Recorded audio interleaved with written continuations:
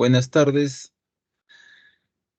Eh, Buenas tardes de nuevo. Vamos a desarrollar el tema de la semana 8, que es el tema de filosofía política, ¿no? El tema de filosofía política, y por ahí finalmente vamos a ver algunas corrientes de la filosofía política. Vamos a compartir.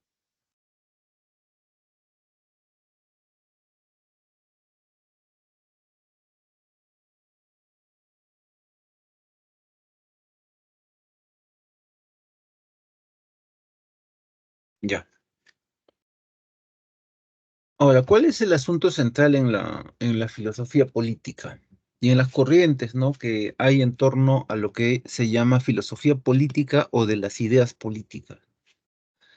Bueno, este es el asunto central de la polis, del Estado, ¿no? El Estado. El tema del Estado es un asunto central eh, en esta disciplina, ¿no?, que viene a ser filosofía política. En torno a la figura del Estado hay varios temas, ¿no? El primer tema es convivencia social. ¿Cómo la sociedad se organiza para poder convivir? Bueno, ahí aparece el Estado político. El Estado político se crea para que la gente pueda convivir socialmente. Punto número uno. Y en torno al Estado político surgen otros temas, pues. Por un lado está el poder político, cómo se ejerce el poder dentro del Estado político, la clase dominante, ¿no? Los que tienen el poder, los que dirigen el Estado, cómo hacen uso manifiesto del poder político. En una democracia, ese poder político es moderado, ¿no? Es moderado, controlado por las leyes, las instituciones, como se va a ver. En la antigüedad, los primeros estados que aparecieron fueron monarquías, ¿no? Fueron monarquías, y muchas veces esas monarquías eran tiránicas. El poder político se usaba de mala manera. De hecho, en la misma Grecia, a partir de monarquías, porque en origen los pueblos de la Hélade constituyeron monarquías, poco a poco evolucionaron hacia unas formas de organización política diversa, ¿no? Por ejemplo, en el caso de Esparta, ¿no?, que era básicamente un estado militar, las polis, las ciudades, la polis, la ciudad-estado de Esparta tenía dos basilios, dos arcontes, dos gobernantes o dos reyes, si se quiere, más una jerusía, una asamblea constituida por ancianos. Estos eran la cabeza del gobierno. Hacia esa forma política se había evolucionado y naturalmente tenían su propia constitución. Cada polis tenía su propia institución, ¿no? En el caso de Atenas, ellos van a arribar hacia lo que finalmente es la democracia, ¿no? Lo que es la democracia. Ahora, pero aún en el caso de la democracia, eh,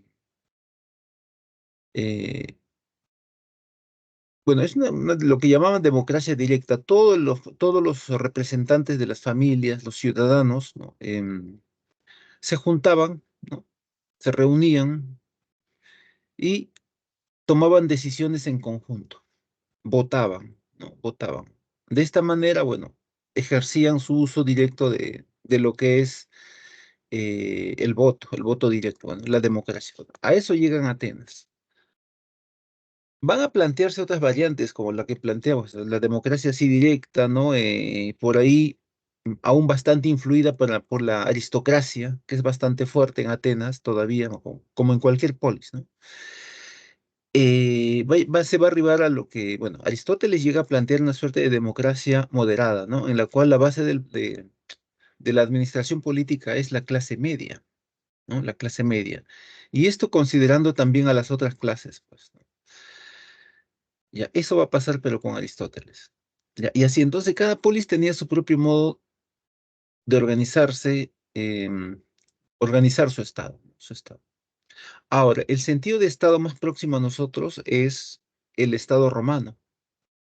el concepto de Estado romano, el concepto de ciudadano romano, el concepto de elegir representantes. Los senadores de Roma eran los representantes del pueblo, ¿no? Y así, ¿no? Y así. Aparecen otros temas como el asunto de la justicia, la libertad, hasta qué punto un ciudadano, alguien que vive dentro de un Estado, es libre realmente. El hecho de la justicia de que hemos hablado también, etcétera, ¿no? Bueno, esos son algunos temas, ¿ya? Algunos temas. Y entonces la filosofía política estudia asuntos relacionados con el Estado, ¿no? Y el Estado que ha surgido para garantizar la convivencia. Pero para garantizar la convivencia aparece la figura del poder político ahí, ¿no? El que administra el gobierno, el poder político. ¿Cómo se administra el poder? Bueno, el más adecuado actualmente se considera que es el de la República Democrática, pues, sobre todo al modo europeo, ¿no? Ahí se habla de democracia. Demo significa pueblo y krates es poder. O sea, el poder proviene de todo el pueblo, de todas las clases sociales, ¿no? De todas las clases sociales. Em, Está también la aristocracia, ¿no? Una oligarquía controlando el poder político, ¿no? El poder político, como ocurre o como suele ocurrir muchas veces en estados que se llaman democráticos. Aquí, por ejemplo, en el Perú, es fuerte el arraigo de la aristocracia, ¿no? De una oligocracia sobre todo, ¿no? Que tiene fuerte injerencia en el poder político. Y eso es algo que está arraigado de hace siglos, pues, desde los mismos orígenes de la República de nuestro país. Por un lado, ¿no? Eso todavía es moderado, ¿no? Por ahí que una oligocracia, bueno, al menos hay cierta estabilidad. La figura más radical es la de las dictaduras. En caso de las dictaduras, em, se hace abuso de poder, ¿no? Hay esa figura. Ya, nuevamente en Latinoamérica igual, ¿no? Ya aquí el poder cae en manos de una persona, ¿no? De una persona. Bueno, Chile, no sé, Argentina, Paraguay, y nos vamos a Centroamérica igual, ¿no? Han aparecido dictaduras, ¿no? Dictaduras. Básicamente las dictaduras, es que el poder político, tú hablas de un poder político, está asociado al poder militar. Entonces, cuando hay un golpe militar, cuando aparece una dictadura que es básicamente militar, es el poder, pues, de las armas, ¿no? Entonces, el que tiene el poder del ejército tiene el poder de las armas. Ahí está Pinochet en Chile, ¿no? No tiene mucho sentido. Dice, yo voy a hacer un golpe, pero si no sabe ni manejar ni pistola, no sé. Entonces, en Chile pasó eso, ¿no? Pinochet dice, yo tengo un gran sector de militar, hizo su golpe, ahí está, ¿no? No hay un golpe, no se ve, pues no sé dónde en vivo. Bueno, acá creo que un golpe, creo que unitario de una sola persona, ¿no? Eso no tiene sentido. Ahí está. Pinochet tiene su ejército, golpe contra Allende, ¿no? O el caso de Videla en Argentina, ¿no? Igual, el poder militar ahí. Impide el poder militar fuerte todavía. Una característica. Otra característica aquí es el hecho de que las dictaduras empiezan a eliminar personas, pues. Hacen un abuso de esta forma que lo que planteó Maquiavelo, ¿no? Que vamos a ver más adelante. El príncipe, el gobernante, se deshace de todas las amenazas a toda costa, ¿no? Hacen uso y abuso de esa figura que se suele llamar de maquiavélico, ¿no? ¿No? En el caso de Chile, bueno, desaparecer civiles, ¿no? Literalmente. En el caso de Argentina, ¿no? Mataban a la gente arrojándolas de los aviones, ¿no? Y si se trataba de una mujer que iba a tener niño, bueno, algún militar adoptaba al niño, ¿no? Pues mataban a los padres. Ahí está. Ya, esa es la dictadura, ¿no?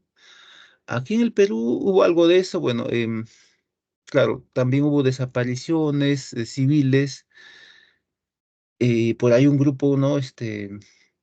Militar que actuaba, ¿no? Famoso grupo Colina, ¿no? Ya, etcétera, ya. Luego están las monarquías. Bueno, las monarquías son las formas más arcaicas de organización social, de cómo se organiza el estado político, de cómo se organiza el poder político. ¿no? Es una forma muy primitiva en realidad, ¿no? Tan primitiva es que si uno va a los estudios de los primates, ¿no? Por ejemplo, el caso de gorilas, ellos eligen un rey, un cabeza del grupo, ¿no? Le llaman el rey ahí los que estudian este tipo de conductas. Ya, entonces, en torno al Estado van a aparecer una diversidad de problemas, pues, ¿no? Ya hemos comentado que está el tema de la justicia, la libertad, por ejemplo. Hay modos de analizar aquello, ¿no? Y en torno al Estado aparecen una diversidad de ideas políticas, ¿no? Comentamos algunas que aparecieron en Grecia, en la Hélade, ¿no? Apareció en Esparta un duumvirato, ¿no? Más una jerusía, ¿no? Dos gobernantes más jerusía, en Atenas la figura de la democracia, ¿no? Ya que son ideas que poco a poco van a perfeccionarse. Aunque para nosotros el Estado más próximo a Occidente es la figura del Estado romano, el concepto de ciudadano romano, el concepto de elegir representantes a través del, ¿no? El Parlamento. El Parlamento son representantes del pueblo. Las leyes mismas, ya las leyes mismas, tal y como se ven en origen, en Occidente, bueno, tienen el punto de partida romano. Y a partir del punto de partida romano, bueno, ha aparecido lo que se llama la legislación inglesa, pues, que es un tanto distinta, ¿no? A la que manejamos nosotros, por ejemplo. Ya, vamos a ver algo de historia de las ideas políticas o de la filosofía política, empezando con Platón, ¿no? Con Platón. Ahora, en Platón podemos distinguir dos etapas, ¿no? Dos etapas de desarrollo de pensamiento político. Platón, como ya se ha dicho antes, era un pensador que provenía de la aristocracia, de la nobleza de Atenas, ¿no? Un personaje que tenía poder político por provenir de una oligarquía, tenía poder político, bueno, aparte de por su riqueza también. Y aparte también por el hecho de que era una persona bastante instruida, ¿no? Bastante instruida. Hay la idea de que los gobernantes provienen de la clase más instruida, que son la clase de la nobleza, pues. Claro, en la juventud Platón tiene una visión aristocrática del poder, ¿no? Del poder. Y habla de los filósofos o reyes filósofos o gobernantes filósofos, ¿no? Arraigados en la clase de la nobleza, ¿no? Ahí está, la nobleza dirigiendo, estando a la cabeza del gobierno. Ahora, en esta etapa él cree en el gobierno de los hombres, de las personas. Luego se va a decantar, ¿no? Va a decir que las personas, bueno, pueden devenir en tiranías, ¿no? Era la figura que aparecía, ¿no? El tirano abusa del poder. Y entonces ahí está la primera clase, pues. Los que dirigen son, ¿no? El rey mismo proviene de esta clase de la nobleza, de la aristocracia, ¿no? Es una suerte de rey filósofo. La clase siguiente es la clase de los militares, los guardianes. Los guardianes, ¿no? La clase de los guardianes, los militares o los guerreros, como está ahí. Los guardianes es el término genérico, ¿no? Pero bueno, dos clases sociales, dos clases sociales. Ahora, aquí se plantea en origen, aunque por sentido común, cuando aparece un Estado, se busca el bienestar de todo el mundo, ¿no? Bueno, en concreto eso es lo que también va a plantear Platón, pues, ¿no? Lo que se busca cuando se hace un Estado es el bienestar de todos, por encima de las cosas particulares. La misma idea aparece en Aristóteles, ¿no? El bienestar, ¿no? Que es base también de la felicidad, es parte de la felicidad, el bienestar común, el bienestar para todos. En los romanos igual, ¿no? Que tienen como su base política la cultura griega, igual, ¿no? Plantean el hecho de la república. República quiere decir cosa pública, asunto público. Los asuntos públicos son la educación de los ciudadanos, la protección de los ciudadanos, la alimentación de los ciudadanos, el lugar donde van a vivir los ciudadanos, etcétera, ¿no? Los asuntos públicos, la res pública, cosas públicas. Se busca bienestar en cuanto a eso para todos los ciudadanos, pues. Entonces, es un concepto general que Platón explica de manera bastante idealista. Ahora, la tercera clase son el pueblo o los artesanos y labradores, ¿no? El pueblo. Entonces ahí plantea. Ya dijimos también que en algún momento que esas tres clases se corresponden a las tres partes del alma humana, ¿no? Eh, a las tres partes del alma humana. Y en esas partes del alma se hablaba de, ¿no? De las virtudes, la sabiduría está en la nobleza, ¿no? La clase gobernante que está arriba. En el caso de los guardianes, bueno, están las cosas nobles, ¿no? Como la valentía, ¿no? Y lo innoble, bueno, aparece en la tercera clase social. Ahora, una cosa curiosa más que va a decir Platón es que debería haber una propiedad común o comunitaria, o una suerte de comunismo, ¿no? En cuanto a propiedad entre las dos primeras clases sociales, ¿no? Que son los gobernantes em, y los guardianes. ¿Y para qué decía eso Platón? Porque está visto que esto sería lo más adecuado para que no haya corrupción, decía, ¿no? No haya corrupción. Ya, no haya corrupción, ¿no? Por eso debería haber una propiedad común para las dos primeras clases sociales. Las dos primeras clases sociales. Abajo sí debería haber una propiedad privada. Propiedad privada. Ya, entonces el bienestar es el fundamento por el que se constituye un gobierno que administre el poder. Ahora, eso lo manifiesta en la vejez. Como ya se ha dicho en esta etapa, ¿no? Que está en la República, el libro de la República, en esta etapa, em, él resalta, bueno, en esta etapa resalta el poder que emana de los hombres. Son ideas de juventud. Ya en la vejez, él va a manifestar que el gobierno de los hombres deviene en tiranías, como habíamos dicho antes, ¿no? En tiranías, ¿no? En tiranías. Por lo tanto, lo que debe garantizar el adecuado gobierno en un estado son las leyes.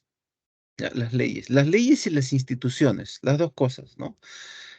Esas ideas de las leyes, las instituciones, por ahí como, y las instituciones como la base para una adecuada democracia, eso lo van a manifestar los llamados republicanistas, que aunque no aparecen por ahí, vamos a ir comentando. El republicanismo es una corriente política. No aparece en la separata probablemente porque hay representantes aquí, ¿no?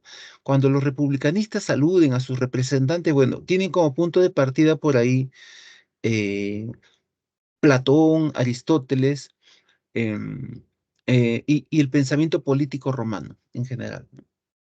A eso aluden los republicanistas. Entonces, cuando los republicanistas hablan del Estado adecuado, hablan de las leyes adecuadas y las instituciones independientes democráticas. Ahora, cuando hay vacíos legales, ese es el problema. Aquí un vacío legal, hay varios en realidad, un montón, ¿no?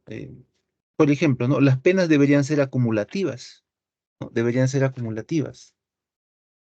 Deberían ser acumulativas, ¿no? Entonces, si has matado a una persona 30 años, otra más, otros 30 años más, ¿no? Entonces, un sicario que tiene varias muertes ya no sale de la cárcel, pues. Uno, ¿no? Lo segundo, es menor de edad hasta los 17 años. Ya hemos dicho que en Estados Unidos, Inglaterra, eso no pasa. Te juzgan como adulto. Si la intención tuya ha sido hacer daño hacia mansalva, has planificado, has actuado fríamente. Ya aquí no pasa eso, ¿no? Entonces, hay muchos vacíos, ¿no? En otro país, ¿no? Em, cuando detectan a alguien que es un narco, el Estado le quita todas sus posesiones, todas, ¿no? Simplemente se lo lleva. Acá no pasa eso, ¿no? Paga la culpa una generación y la siguiente generación está libre, ¿ya? ¿Ya? Cuando ha habido aquí en el Perú, ¿no? Ha habido, ¿no? Y ahí está en los libros, no sé. Lean estos libros que hablan sobre, no sé, una línea por ahí, por el dueño de una universidad, ¿no? Lean sus biografías y ahí van a ver, ¿no? Pero ya la siguiente generación está limpia, ¿no? Y está en el Congreso todavía. Ya, ahí está, pues. Esa es nuestra realidad. Vacíos legales, leyes débiles. ¿Al Congreso le interesa? No le interesa nada, ¿no? A ellos le interesa su reelección, más dinero. Bueno, ahí está. Entonces las leyes, ya dice, los hombres devienen en tiranías, los gobiernos injustos mejor unas leyes sólidas, ¿no? Y los gobernantes mismos dependen de las leyes. Y eso lo va a referir también Maquiavelo en El Príncipe, ¿no? Claro, el príncipe puede concentrar todo el poder, pero el príncipe también está bajo el poder de las leyes, está bajo el poder de las leyes. Ya, ahí está, ¿no? Leyes sólidas, fuertes, y instituciones también, ¿no? Bueno, ese es el otro asunto, ¿no? Aunque aquí lo más importante es recordar, leyes e instituciones es en realidad el Platón de la vejez, y Aristóteles también, ¿no? Leyes e instituciones. En el asunto de las instituciones, aquí es una captura aquí, en el asunto de las instituciones, claro, igual, ¿no? Las instituciones deben ser libres, pues, independientes, ¿no? Independientes, ¿no? Empezando por las instituciones básicas que son el ejecutivo, el legislativo, el judicial, ¿no? El judicial, ya, el judicial. Y más allá, ¿no? Las otras instituciones, el sistema electoral, ¿no? El instituto armado, las instituciones armadas. Pero ¿qué pasa cuando, bueno, como en este caso el legislativo, bueno, ahorita nos dicen cuál es la institución más poderosa en el Estado peruano? Simplemente es el legislativo, ¿no? El legislativo. Y no es la primera vez, ¿no? Ahí está. Tiene poder sobre las Fuerzas Armadas, sobre el Ejecutivo, ¿no? Porque prácticamente lo que le dice, tú haces lo que nosotros queremos que hagas, ¿no? Entonces, ellos tienen el poder. O incluso al mismo, a otras instancias, a la misma institución judicial que tiene subinstituciones ahí. Ya, bueno, ahí está el problema, pues, ¿no? Vamos a pasar a lo siguiente, Aristóteles. Aristóteles, dijimos que en origen era macedonio, ¿no? Toda su vida vivió bajo la corte de Macedonia, bueno, buena parte de su vida. Su familia estuvo arraigada a la corte macedonia. El papá de Aristóteles era el médico de Filipo II, el rey de Macedonia y padre de Alejandro Magno. Aristóteles mismo fue preceptor, dijimos, de Alejandro Megas, bueno, lo educó, le enseñó el amor por la cultura griega. Ahora, había una gran diferencia entre el reino macedonio, que poco a poco, bueno, para el siglo IV fue tan poderoso que los van a invadir, ¿no? A los griegos. Para los macedonios era tan ajeno los modos de vida política que habían adoptado las polis, pues. Ellos siempre van a ser una monarquía, los macedonios. Em, en el caso de Aristóteles, bueno, se va a Atenas y empieza a teorizar ahí, ¿no? Sobre la base de lo que había dicho el Platón de la vejez, pues. Ahora, ¿qué cosa dice del hombre? Bueno, el hombre es bueno, animal político no es una traducción exacta de zoon politikon, ¿no? Zoon quiere decir ser vivo, ¿no? Ser vivo político. ¿Ya? Animal suena un poquito peyorativo, ¿no? Zoon politikon, ser vivo político, o ser vivo social, o ser vivo moral inclusive, porque ya hemos dicho que lo moral, lo social y lo político no tiene distinción en Aristóteles. Si yo hablo de valores morales, es lo mismo que dijera que valores políticos, sociales, pues, porque es como el hombre se comporta en la polis, en la sociedad. Es lo moral en sentido general para Aristóteles. Ahora, otra cosa más. Eh, para Aristóteles, la base de la sociedad no es el hombre, es la familia. Es la familia. Pero ¿por qué hay familias? Existen familias precisamente porque el hombre es un ser social, un ser vivo social. Tiende a crear una familia. Y la familia es la base de la sociedad. Las familias se juntan, crean aldeas, y las aldeas constituyen un estado, una ciudad-estado, una polis. Así es como veía aquello de son politicón Aristóteles. Ahora bien, ya hemos dicho que los estados se constituyen para el bienestar, pues, ¿no? El bienestar es parte de la felicidad de los ciudadanos, ¿no? Entonces, uno no hace el estado para vivir de manera desgraciada, pues, es por sentido común, y eso ya viene desde Platón, ¿no? Desde Platón. Vivir bien, el bienestar, lo bueno para los ciudadanos es el sentido común, para el cual se crea una polis, para el cual se crea un estado político. Ahora, siempre Aristóteles siempre Aristóteles va a manifestar lo que decía ya el Platón de la vejez en su libro Las leyes, ¿no? En el libro de las leyes, Platón ya decía que las leyes deben garantizar el adecuado estado político, pues, ¿no? El adecuado estado político, las leyes, ¿no? Las leyes. Entonces, eso es lo que siempre va a decir Aristóteles. Un gobierno de leyes es superior al gobierno de hombres, precisamente por lo que ya decía Platón, ¿no? Los gobiernos de hombres, los hombres somos imperfectos, caemos en tiranías, sobre todo si no hay, pues, nadie que nos controle, pues. Entonces, ahí están las leyes para controlar incluso al gobernante, ¿no? Al gobernante. Ahora, también creen en las clases sociales, ¿no? Unos nacen ahí para estar gobernando, de repente otros para estar cuidando, ¿no? Y otros para ser el pueblo. Unos nacen para gobernar y otros para ser dominados, dice. Ahora, desde esta perspectiva, bueno, también estaban los esclavos. Los esclavos eran los que eran más dominados todavía. No constituían propiamente, bueno, habían perdido sus derechos, pues. Ahora, ni Aristóteles ni Platón van a ver con malos ojos el hecho de la esclavitud. Aparte que la esclavitud fue base de la economía en la antigüedad, pues, ¿no? El sometimiento, ¿ya? El sometimiento. Claro, es necesaria porque son la clase productiva, pues en realidad eran los que producían, los esclavos eran los que más producían, bueno, aparte de los agricultores, ¿no? Que simplemente eran una condición servil por ahí, ¿no? Pero los esclavos eran los que producían, ¿no? Más. Vamos a pasar a lo siguiente. Maquiavelo. Maquiavelo va a teorizar, bueno, en el temprano renacimiento de Italia van a aparecer pequeños ciudades-estado, eh, con cierto parecido a los estados griegos, pero su constitución, sus leyes, su organización política era semejante a la del estado romano. Bueno, el estado romano era la base, pues. De ahí que se vengan a llamar repúblicas, como se llamaba el estado romano.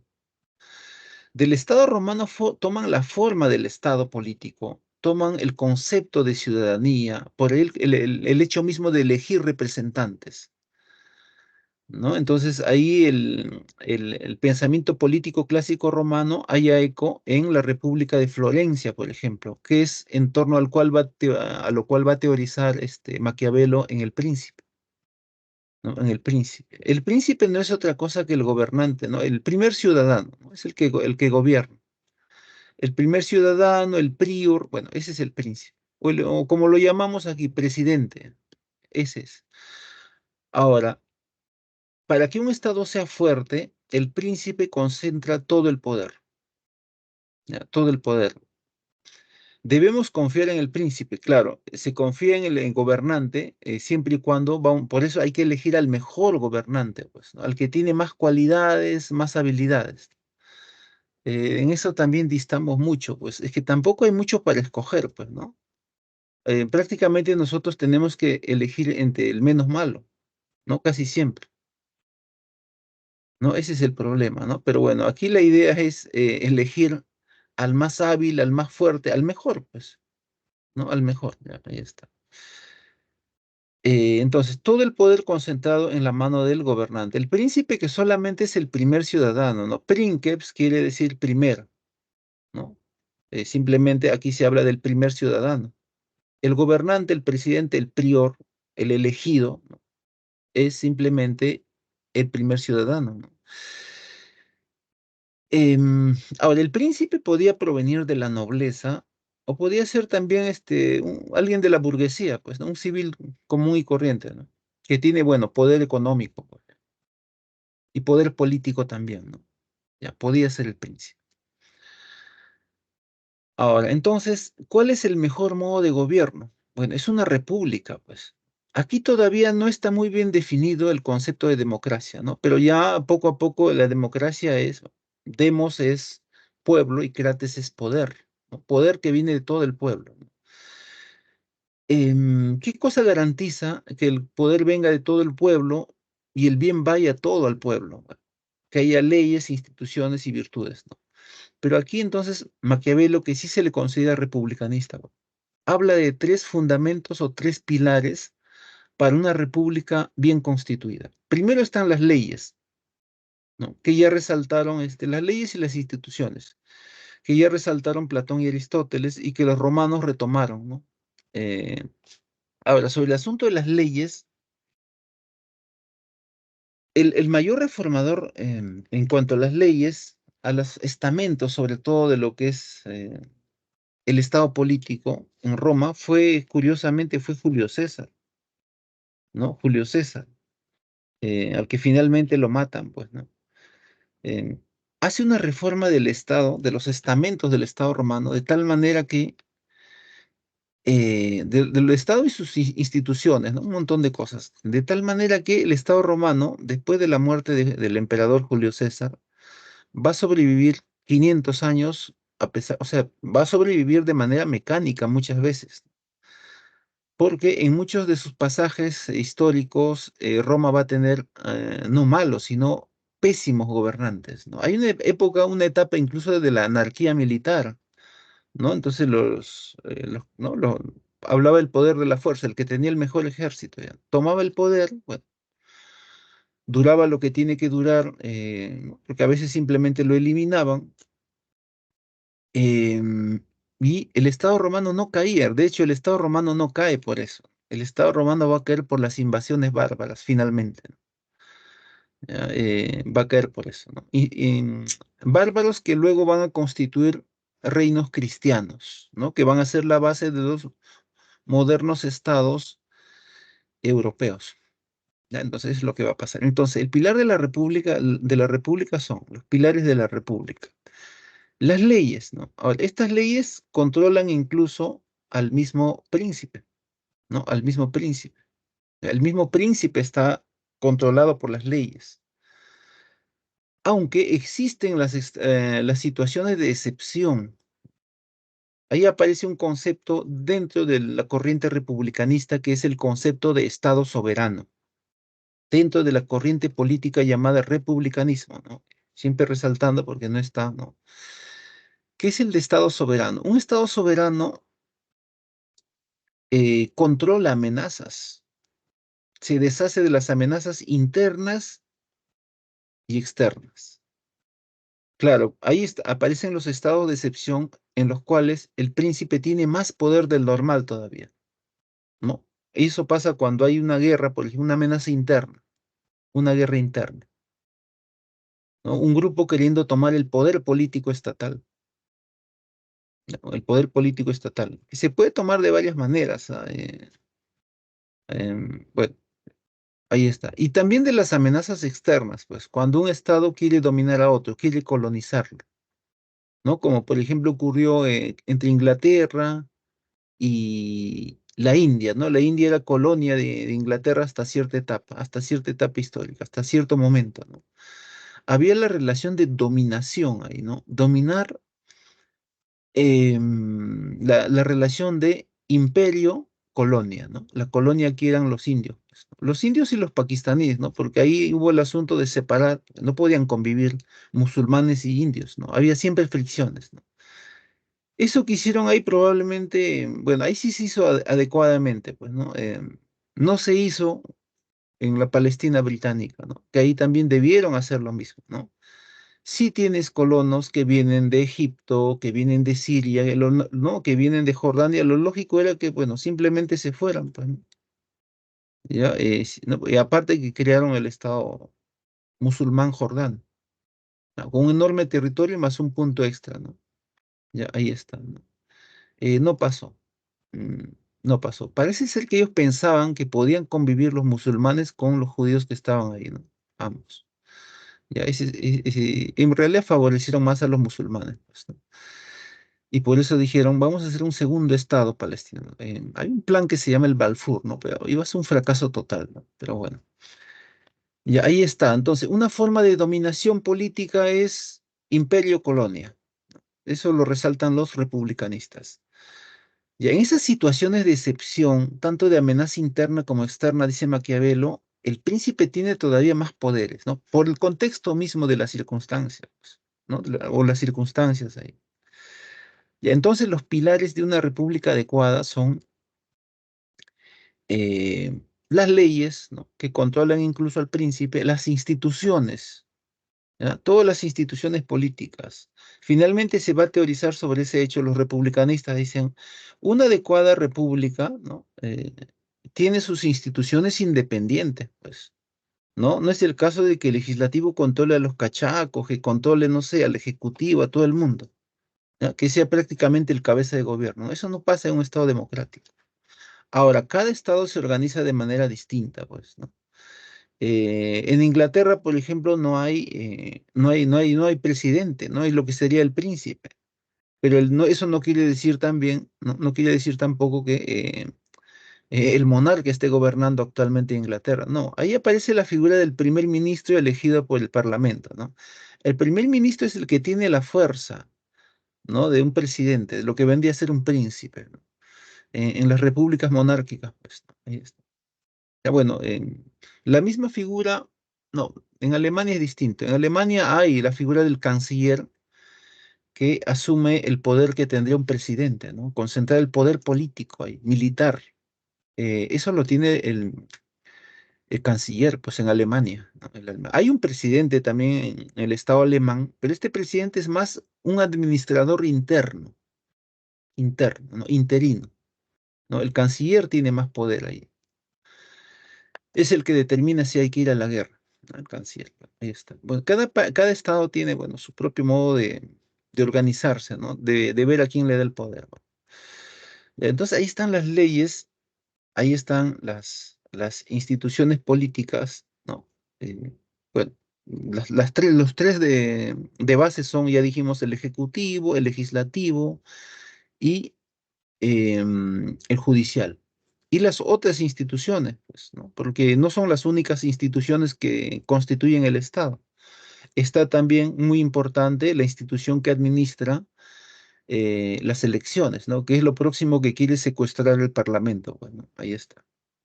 Ya no sorprendería si pasara, bueno, que nuevamente tengamos voto, gente muerta votando, pues, ¿no? Ya, y otras cosas más raras todavía, ¿no? Pero bueno.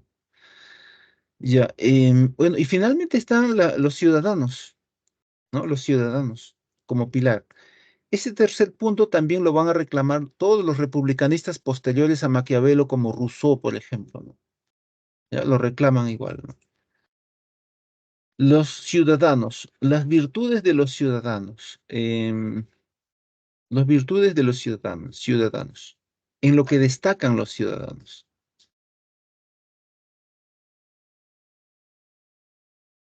Ya, entonces esos son los tres pilares. Vamos a pasar a lo siguiente.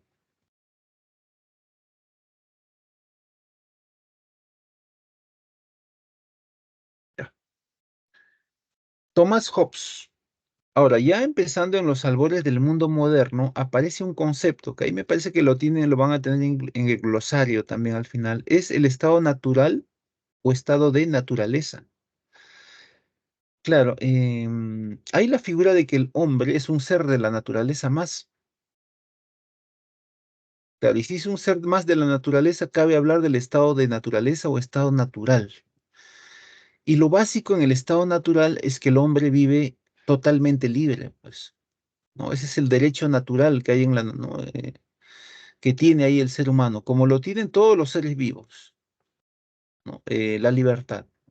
Claro, eso también lo resalta Hobbes. En el estado natural, el hombre vive en entera libertad, pero el hombre es un ser natural, dijimos. Tomás Hobbes lo compara con un lobo, lupus, ¿no? Lupus. Homo homini lupus est, ¿no? El hombre es un lobo para el hombre, dice. Esto quiere decir que los hombres están en situación de guerra de todos contra todos, creando un caos en la naturaleza, en el estado natural, ¿se entiende? ¿Por qué? Porque el hombre, como cualquier ser vivo, es egoísta, dice. Es egoísta, ¿no? Esa es la voluntad humana. Entonces, para que eso no haya, es que el ser humano, por un acuerdo social, crea el Estado político. El Estado político, ¿no? Él lo llama sociedad civil, ¿no? Ya es lo mismo. Por un acuerdo, contrato, crea una sociedad civil. Este es el Estado político, pues. En pocas palabras, para que estos individuos que son egoístas, que están luchando siempre, puedan convivir por acuerdo social o contrato, crean el Estado político, ¿no? Entonces, cuando dice Estado, se refiere al Estado político, que es distinto al Estado natural o de naturaleza. Ahora, entonces, ese Estado político, ¿cuál es el Estado político adecuado para Thomas Hobbes? Es la monarquía absoluta, lo que Karl Popper llamaría totalitarismo, ¿no? Karl Popper, que es otro republicanista y liberal, ¿no? Que vamos a ver conceptos luego. Totalitarismo quiere decir Estado que quita libertades. ¿M? Te quita las libertades, ¿no? Entonces, la monarquía absoluta es eso, es un totalitarismo. Aquí el poder está concentrado en una sola persona, que es el monarca. El monarca inglés era el dueño de todo, ¿no? Era el juez, era el ejecutivo, era el legislador, también el creador de leyes. Era la cabeza de la iglesia, había la figura del césaropapismo en Inglaterra, o sea, era todo el rey. Entonces, de manera tal que si el monarca se le ocurría pues encerrarte, aun si fueras de la nobleza, ¿no? O quitarte la vida, o eliminar a la esposa, ¿no? En caso de Enrique VIII, ¿no? Simplemente lo hacía, tenía todo el poder. Esa situación es lo que va a incomodar incluso a los nobles, peor todavía a los ciudadanos, y va a ser el origen de las guerras civiles, pues, en Inglaterra. ¿No? Ya se comentó, me parece, creo que estas guerras civiles las relata, parte de ellas, Thomas Hobbes en el Behemoth, ¿no? Que es el otro libro. Bueno, ahí está el Leviatán, que vamos a hablar ahorita, pues, del que vamos a hablar ahora, ¿no? Ahora, sus concepciones del Estado totalitarista, de la monarquía absoluta, que es el modo ideal de gobierno para Thomas Hobbes, ¿no? Está encarnado en la figura del Leviatán, pues, ¿no? Entonces, claro, es una monarquía absoluta, es antidemocrática, naturalmente, porque ¿para qué le vas a dar el poder, ¿no? A todas las clases sociales, ¿no? Eso generaría caos. Ahora, esa idea de que, ¿no? El poder en manos de todas las clases sociales genera caos, eso también aparece en el Platón de la Juventud en la República. Una idea pasa, ¿no? Aparece en el Platón de la Juventud. Ya. El caos, se genera caos, dice. Entonces, por eso es que todo el poder debe estar en manos de una sola persona. Es lo más adecuado. Metafóricamente, el Leviatán es esta bestia bíblica, ¿no? Bueno, algunos lo figuran, se figura que es una ballena gigante. ¿Ya? Devora al personaje que, si mal no recuerdo, es Job. ¿Y por qué devora a Job? Simplemente lo hace para cuidarlo, pero a la vez que lo está protegiendo, ¿no? Dentro del interior de la ballena, está siendo totalmente protegido, también está siendo totalmente controlado, no tiene libertades. Por eso decía Thomas Hobbes, ese es el modo más adecuado de gobierno, ¿no? El del control total, todo el poder en manos de una persona. Ya, vamos a pasar a lo que sigue. Jacques Rousseau es otro republicanista, ¿no? Como Maquiavelo. Es una corriente del republicanismo, siempre lo vamos a resaltar porque no aparece en el material. Ahora, bueno, igual, ¿no? En Rousseau aparece la misma figura, el estado natural frente al estado político. En el estado natural, no está, me parece, a ver, no hay Locke. Aquí en el resumen no está Locke. Voy a hablar de Locke, aunque me parece que se puede hablar cuando aparece un ratito en el liberalismo, ¿no? Ya, ahí voy a hablar de Locke. Ahí voy a hablar de Locke. ¿Ya? Aunque podría hablar de Locke también un poquito. Ya, voy a hablar cuando hablemos del liberalismo de Locke. No hay problema. Em, Rousseau. Ahora, curiosamente en Rousseau también la misma figura, ¿no? El estado natural o de naturaleza y el estado político. Ahora, en el estado natural, evidentemente hemos dicho el hombre nace enteramente libre, vive en libertad. Además, dice Rousseau que el ser humano ahí es bueno en la naturaleza, es solidario. La corrupción aparece en el estado político. Entonces, como la corrupción aparece en el estado político, es necesario que en el estado político haya pues adecuadas leyes e instituciones que garanticen la convivencia social. Entonces, renuncia por un contrato social, renuncian los individuos, ¿no? Las personas renuncian por un contrato social al Estado natural y crean el Estado político. El Estado político es creado por un contrato social. ¿Y qué cosa va a garantizar la adecuada convivencia? Bueno, las leyes, pues, ¿ya? Las leyes, las instituciones, sobre todo las leyes, ya que ese ser piadoso se va a corrompir de manera natural en el Estado político. Entonces, es necesario las leyes. Y en esas leyes deben estar involucrados los mismos ciudadanos, ¿no? Bueno, ahí aparece la idea de democracia, pues, ¿no? Entonces, para Rousseau, el adecuado gobierno es una república democrática. Ese es el modo ideal de gobierno, una república democrática, ¿no? Claro, esas leyes de alguna manera también vienen del pueblo, pero el pueblo, vamos a ver que la idea general en el republicanismo es ver el asunto de las leyes a través de sus representantes, ¿no? De sus representantes. En este caso no. Aquí él habla, bueno, da la idea de que el pueblo está involucrado de manera más directa con el asunto de las leyes, ya que las leyes precisamente van a garantizar cómo es que se va a comportar el ciudadano dentro del Estado.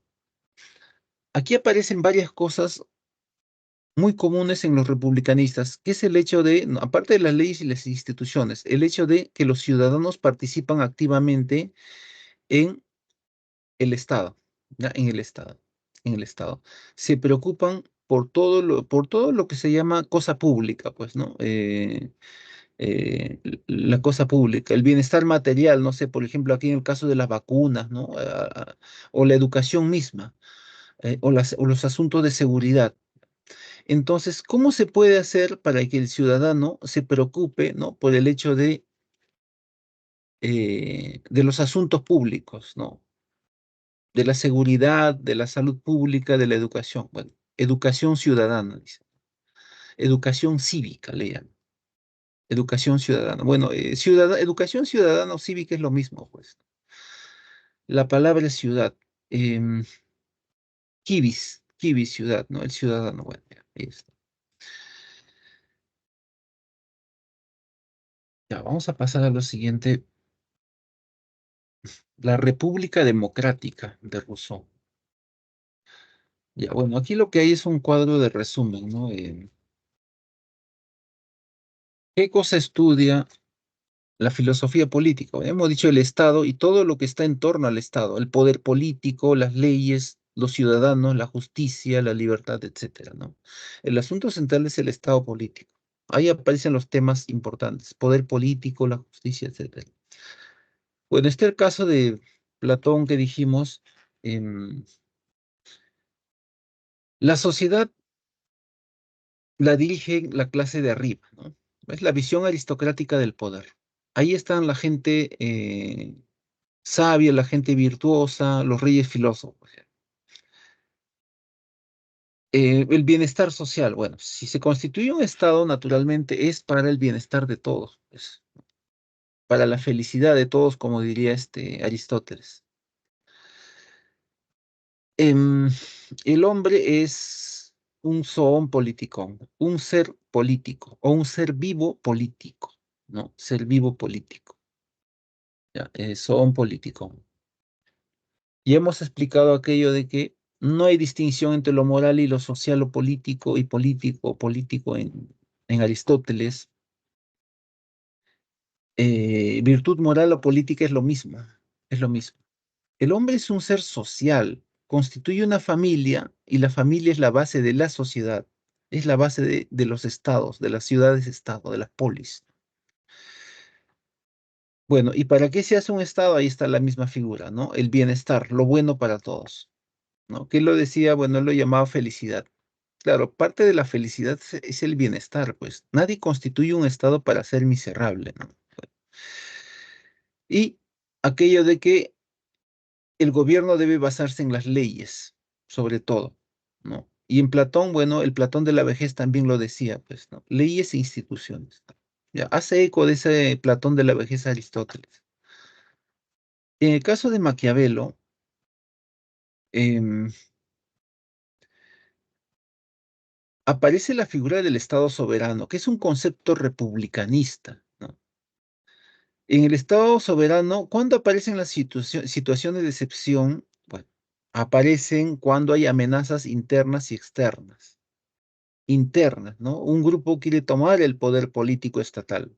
O externas, un Estado quiere dominar a otro. Aquí también aparece la figura del ejército, ¿no? Maquiavelo va a creer en una milicia ciudadana, ¿no? Que es parte de las virtudes de los ciudadanos, preocuparse por el Estado. Bueno, es un concepto muy romano, pues. Cuando Roma conquistaba, por decir, llegaba a España, a Hispánija, tierra de conejos, ¿no? Hispánija. ¿Qué cosa hacía? Bueno, te daba derechos, ¿no? Les daba derechos, pero también te daba obligaciones. Y la más importante obligación era defender el imperio. Igual aquí, parte de las virtudes ciudadanas era defender el Estado, ¿no? La República, en este caso la República de Florencia. Habla de milicias ciudadanas, o sea, no cree en un ejército pagado, militares pagados, porque muchas veces, por ese hecho del dinero, los mismos militares propician la guerra, dice, ¿no? Hay un impulso natural en los militares hacia el dinero, pues. En Estados Unidos, bueno, hasta hace buen tiempo solamente había cuatro almirantes, bueno, de repente hay algo más ahora, no sé. Me contó un marino, cuatro almirantes para casi 400 millones de habitantes. Claro, está el asunto del sueldo, pues, ¿no? Acá no, pues el asunto del sueldo tenemos como una docena de estos, ya bueno, quiero usar palabras peyorativas, ¿no? No se necesitan, pues, ¿para qué tantos almirantes? Ya hay un montón ahí, ¿no? Es por el asunto de dinero, pues. Y bueno sería si se conforma. Algunos no se conforman con eso, se van ahí a fastidiar ahí en el Parlamento, ¿no? Ahí están. Sobre todo los de la Marina, pues. Ya, ¿quién lleva? Ya, bueno. Entonces, no creen en los ejércitos pagados, ¿no? Los ciudadanos deben defender el Estado, decía Maquiavelo. Ya, y bueno, la república, ¿no? El mejor modo de gobierno. Luego está Hobbes aquí mencionado, ¿no? Que hemos dicho que el hombre en el estado natural es libre, sí, pero es egoísta, ¿no? ¿no? Es como un lobo, le gusta la situación de guerra. Entonces, por eso debe existir la monarquía absoluta, que es el gobierno ideal. El monarca debe concentrar todo el poder, absolutamente todo el poder, ¿no? Todo el poder. Bueno, y finalmente Rousseau, que en el estado natural el hombre es bueno, es solidario, es piadoso, aparte de que es libre, ¿no? Se corrompe en el estado político, es por eso que en el acuerdo, en el contrato social debe haber leyes sólidas y los ciudadanos deben participar activamente en ese asunto de la creación de leyes, ¿no? ¿Ya? Entonces, ahí está, una república, ¿no? Nuevamente la figura de la república. Aquí hay más aquella figura de la república democrática, ¿no? Pero, o república simplemente, ¿no? Ya, se opone al poder absoluto. Vamos a ver algunas corrientes. Primero voy a hablar del republicanismo ya para hacer este enlace con las ideas anteriores, ¿no? No está el republicanismo, pero vamos a comentar, bueno, se ha comentado también algunas cosas generales,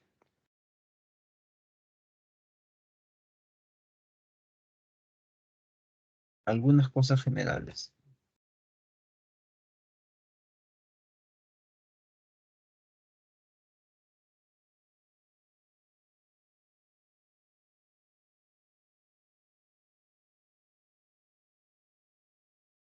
Ahora, el republicanismo, las ideas republicanistas,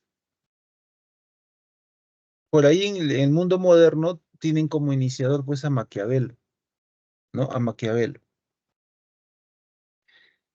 Em, Ahí aparecen conceptos generales que ya hemos visto, si no vamos a volver al cuadrito anterior, ya a Maquiavelo. Primero aparece la figura del Estado soberano, ¿no? Ahí aparece el concepto ya aparece en Maquiavelo, ya aparece. Ese concepto que manejan todos los republicanistas. El Estado, para tener una adecuada gobernabilidad, primero debe ser soberano, debe estar estable. Entonces, No debe tener ni amenazas internas ni externas. Internas, una guerra interna, un grupo que quiera tomar el poder político, uno. O externas, un país quiere invadir a otro, ¿no? Como ocurrió, por ejemplo, en la época de los zares, invadieron a Ucrania, a los ucranianos, ¿no? Hasta la gran parte de la época soviética, ¿no? Ahí había la figura de lo que se llama, lo que los republicanistas llaman dominación, ¿no? Los republicanistas teorizan bastante sobre el asunto de la dominación, ¿no? Ahí están Maquiavelo, ahí está Rousseau, ahí está el mismo Popper se consideraba republicanista y liberal, ¿no? Al mismo tiempo. Las dos cosas. Ahí no hay problema, ¿no? Porque un pensador político puede asumir dos corrientes al mismo tiempo, políticas. Popper lo era, ¿no? Popper creía que el mejor modo de gobierno es la república democrática y era antitotalitario, ¿no? Estaba en contra de los totalitarismos que cortan las libertades en la sociedad abierta y sus enemigos. Ahí está. Entonces, era republicano y liberal Popper, no hay problema ahí. Entonces, ahí aparece esa figura de la dominación, pues. Un Estado soberano se opone a la dominación. Hay dominación de manera natural en ciertos tipos de relaciones, por ejemplo, la dominación que ejerce el padre hacia los hijos, ¿no? Es natural. O la que ejerce el dueño de una empresa hacia sus empleados, ¿no? Hacia sus empleados. Pero esa dominación que hay, por ejemplo, aparece cuando un imperio invade a otro, a otro territorio, aparece la figura de imperio-colonia, ¿no? Que es una figura de la dominación política. Anteriormente se habló en Salazar Bondi hablaba de la dominación política a través de la vía económica, ¿no? Hablaba de dominación económica y política, ¿no? Debemos dinero y por eso nos dominan también, no solamente económicamente, sino también políticamente, decía Salazar Bondi. Ya, ese es un tema que aparece ahí. El otro tema que aparece dentro de los republicanistas son las bases que garantizan la adecuada república democrática, son, ¿no? Lo que sí se ha venido diciendo, ¿no? Las leyes sólidas que controlan incluso a los gobernantes, las instituciones democráticas, independencia, ¿no? Que lejos estamos de eso, ¿no? Entonces, no hay respeto ni al poder judicial, nada. Y en tercer lugar, la participación activa de los ciudadanos, ¿no? Siempre es ese elemento que ya introduce Maquiavelo igual, ¿no? Los ciudadanos, que Maquiavelo hablaba solo de las virtudes, ¿no? Los republicanistas en general dicen la participación activa de los ciudadanos. Ese concepto de participación activa se va a ver al final si aparece un acápite ahí, ¿no? Ahí al último está, lo he visto, ya, ya, eso, ¿no? Entonces son planteamientos generales de esta corriente política que se llama republicanismo, ¿no? Estado soberano, leyes, instituciones, participación activa de los ciudadanos. Igual a Estado democrático, república democrática. Esas son ideas generales. Vamos a pasar ahora sí con eso a hablar de otra corriente política que es el liberalismo. El liberalismo. Y aquí sí cabe hablar bastante sobre Locke. En el caso de Locke, la misma idea, ¿no? Aunque me parece que antes ya se comentó algo en alguna clase, la misma figura, el estado natural frente al estado político, Locke. En el estado natural, dice Locke, ¿no? El hombre, claro, es libre, pero no solamente es libre, los seres de la naturaleza tienen, ¿no? Tienen derecho natural a la vida también. En el caso de los seres humanos, no solamente son libres, tienen derecho a la vida de manera espontánea, sino también a su posesión privada, a su posesión particular, a lo que ha logrado conseguir. Entonces, dice Locke, cuando por acuerdo social se crea el Estado político, cuando aparece el Estado político, bueno, en el caso de Locke solamente cabía hablar de una monarquía parlamentaria, ¿no? A él le hubiera gustado que hubiese una república, ¿no? Pero en ese contexto, bien difícil era eliminar en Inglaterra, hasta el día de hoy, ¿no? Hay un bastante arraigo. Hay un tradicionalismo fuerte a la figura de la soberanía, ¿no? De la monarquía, bueno. Hay monarquía parlamentaria, pues, ¿no? Aunque el poder del monarca es simbólico, ¿ya? Entonces, cuando el ser humano renuncia al estado natural, ¿no? Donde tiene sus derechos naturales, la libertad, la vida y la posesión privada, constituye el estado político por acuerdo social. La base de ese estado político es que el estado te garantice, el poder político te garantice tu libertad, aunque se habla de libertades ahora en el mundo liberal, ¿no? De libertades, de diversas libertades. John Rawls lo llamaba libertades básicas, ¿no? Vamos a comentar algo llegando ahí. Em, el Estado te garantiza la libertad, la vida y tu propiedad privada, tu posesión particular. Ese es el punto de partida para un adecuado, ¿no? Un adecuado gobierno. No es el caso, bueno, que el rey te quite, pues, te quite la vida inclusive, ¿no? Y te quite lo que tengas incluso, ¿no? Ya que pasaba ahí en Inglaterra, ¿no? Ese es el origen del parlamento, pues, del parlamento, ¿no? El parlamento finalmente es lo que le hace contrapeso político a la figura del monarca en aquellos tiempos, ¿no? Aunque poco a poco la monarquía, bueno, hablando de monarquías occidentales, el poder político del monarca se ha ido reduciendo poco a poco, ¿no? E Inglaterra tiene un poder simbólico, ¿no? Un poder simbólico. Si bien el parlamento elige al primer ministro, ¿no? Al premier, que es una suerte de presidente, ¿no? Aún así, ese premier, bueno, tiene cierta vinculación, ve al rey como un consejero, ¿ya? Entonces ahí en esa injerencia se ve el poder del monarca todavía, el poder simbólico, pues, el poder simbólico del monarca. Entonces no era el caso de que el rey, bueno, te quitara tu propiedad privada, te privara de la libertad o incluso de la vida, pues, ¿no? Entonces por eso aparece el parlamento. En ese contexto tiene sentido que haya parlamento, ¿no? Una cámara que representa a los nobles, que es elegido por los mismos nobles. Ahí no eligen, bueno, los ciudadanos no tienen voz ni voto ahí. Los ciudadanos ingleses sí eligen a la Cámara, ¿no? De los comunes, bueno, a los legisladores del pueblo, pues. A ellos sí los eligen, ¿no? Los ciudadanos ingleses. Entonces, hay dos cámaras porque cada cámara ve asuntos, ¿no? Uno los de la nobleza, los intereses de la nobleza, otros los de los ciudadanos. Aquí no tiene sentido, pues, ¿no? Simplemente sacarle más plata al Estado, pues. Aparte que esta cámara sí, perdón, este es un congreso totalmente inútil, pues, ¿no? Van a duplicar eso, más gasto para el Estado. Bueno, ya, entonces esas eran las ideas del padre del liberalismo. Cuando se hace el Estado político, te garantiza como punto de partida tu derecho a la vida, a la libertad, bueno, se habla de libertades ahora, y el derecho a las posesiones privadas, ya, privadas.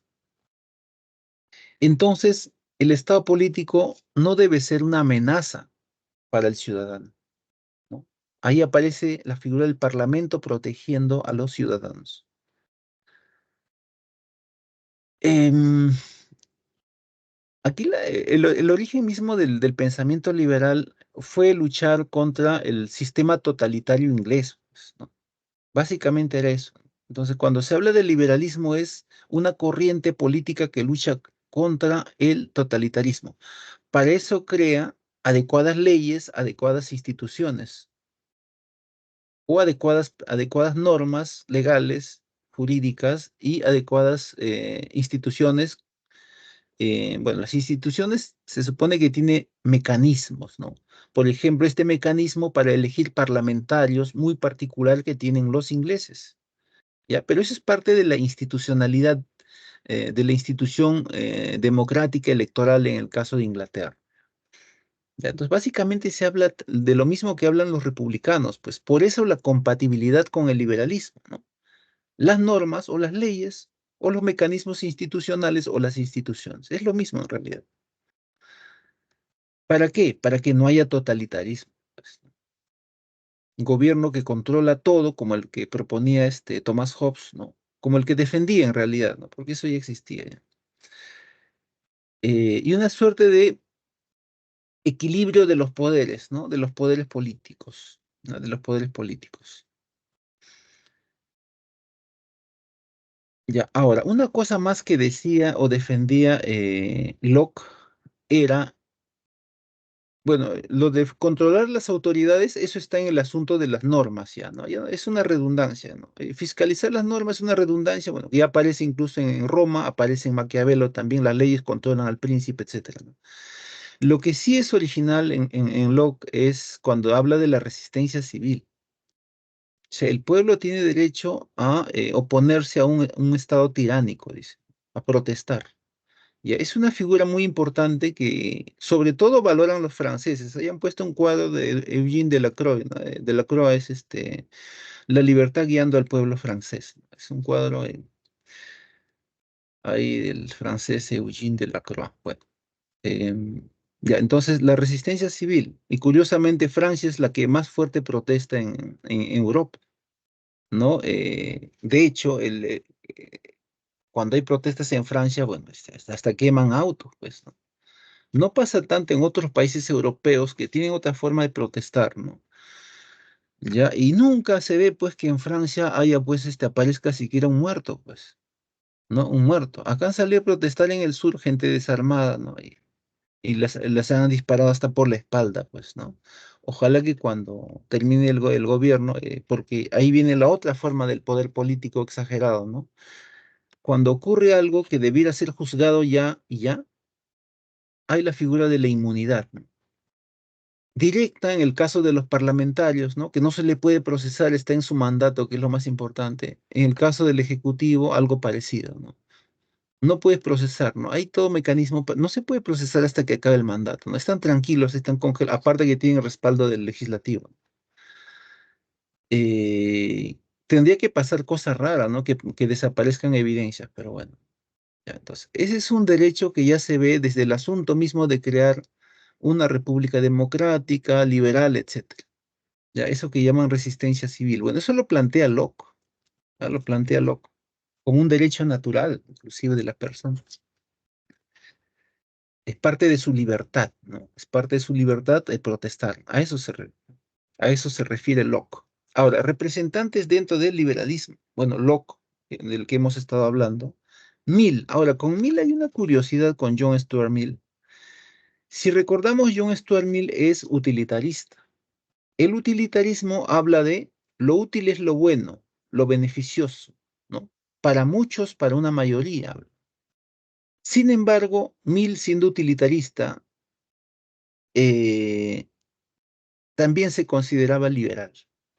Para él no había oposición, ¿no? Él decía, soy utilitarista, pero también soy liberal, ¿no? Ya por eso, curiosamente, lo han puesto aquí, porque el liberalismo básicamente defiende la libertad o las libertades del individuo. Es lo que en el glosario llaman libertad negativa. Libertad negativa. ¿Ya? Libertad negativa. Frente a lo que vendría a ser la libertad positiva, que surge en el seno de una comunidad, que es un concepto que maneja otra corriente política, que vamos a comentar ya cuando veamos el glosario, que se llama el comunitarismo, ¿no? El comunitarismo, ¿no? Ya, el comunitarismo.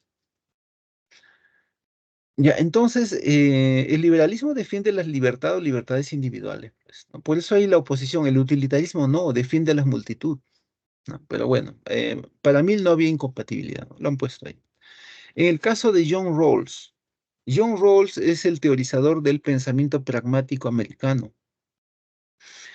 Ya se ha dicho que el pragmatismo es una corriente del conocimiento. Lo útil es lo verdadero, ¿no? Lo verdadero, no lo bueno, lo verdadero, lo adecuado. Pero llega un punto en que el estado pragmático, ¿no? Que se guía por el pragmatismo, se encuentra con la parte de la moral. ¿Cómo administro la justicia en mi estado? ¿O cómo administro el poder político fuera del estado? Asume un punto de vista moral pragmático muy próximo a la moral utilitarista, pues. Ahí recién, ¿no? Se ve ese punto de contacto, ¿no? Dicen, para el pragmatismo, lo más beneficioso, el menor daño posible también es pragmático, etcétera, ¿no? En el caso de Rawls, bueno, en el caso de Rawls es el teorizador de cómo es que se administra la adecuada convivencia. Para Rawls, el estado adecuado, o sea, el hombre renuncia al estado natural, crea el estado político mediante una situación neocontractual o contratos, lo que llamarían contrato social. ¿Y cómo? Un Estado. Pero ese Estado, ¿cuál es su base? Su base para la adecuada convivencia es la justicia, dice. La justicia. La justicia es la base para la adecuada convivencia. Para esa situación contractual en la cual se ha constituido por acuerdo el contrato, el Estado, la justicia. ¿Y cómo debe ser la justicia? Bueno, la justicia es premios y castigos por igual para todos, ¿no? Como se practica en el ámbito americano, ¿no? Para el de la clase baja, en teoría, ¿no? Para el de la clase baja como para el millonario igual, ¿no? Si ha matado a una persona, por igual se le juzga. Ahí está, ¿no? Ya, eso es lo que plantea. Entonces, la justicia es ciega. Aunque John Rawls lo llama más poéticamente, lo llama el velo de la ignorancia, dice, ¿no? Bueno, es la justicia ciega, pues, simplemente. Eso tiene dos fundamentos, la justicia, ¿no? El primer fundamento está referido a defender las libertades. En el primer fundamento están las libertades, según John Rawls. El fundamento primero de la justicia son las libertades. Las libertades. Claro, si uno va al ámbito americano, por ejemplo, está la libertad religiosa, ¿no? En Norteamérica hay incluso mezquitas, o sea, templos musulmanes, hay sinagogas, hay lugares de adoración chinos, ¿no? Hay. Pues, eso es parte de la libertad. La libertad religiosa es parte del esquema básico de libertades, pues. O también libertad de ideas políticas, ¿no? En Estados Unidos hay partido comunista, ¿no? Es lo que poca gente sabe, ¿no? No, en Estados Unidos hay anarquistas también. Lo que pasa es que ellos tienen mecanismos políticos para que, ¿no? Estos grupos socialistas nunca lleguen siquiera al Parlamento, pues, ¿no? Tienen un sistema electoral distinto al nuestro, por ejemplo. ¿Ya? Aparte que el voto no es obligatorio. Hay la libertad de votar o no votar, pues, ¿no?